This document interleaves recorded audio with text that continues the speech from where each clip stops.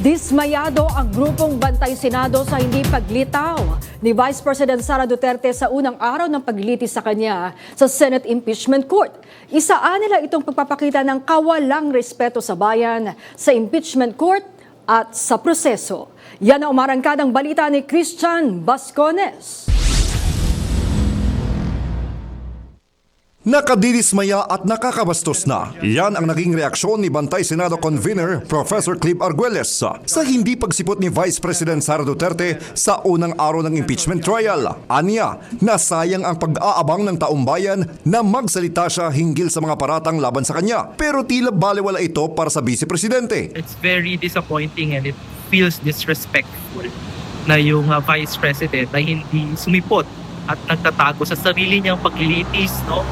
Yung buong paghahanda na to, yung buong paghahanda ng impeachment court, yung buong paghahanda ng House Prosec, ng defense at ng mga ordinaryong mamamayan din, kagaya namin sa Bantay Senado, paghahanda po yan para sa kanya na baka magpaliwanag, magbahagi ng kanyang panig doon sa mga seryosong paratang sa kanya.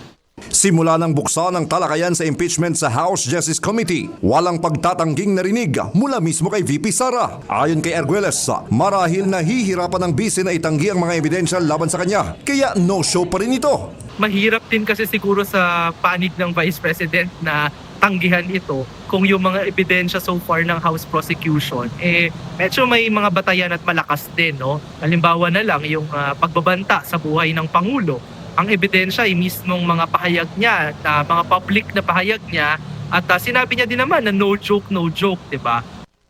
Samantala, nananatili ang paninindigan ng palasyo sa pahayag ni Pangulong Ferdinand Marcos Jr. patungkol sa kahalagahan ng pagharap ng bise sa impeachment court. Kung may kinakailangan pong sagutin, ay dapat lamang pong sagutin. Kung kaya naman po na malinis ang mga pangalan, ay dapat lamang pong gawin. Mas maganda pong humarap sa nasabing trial para po siya na mismo ang sumagot ng mga akusasyon laban sa kanya.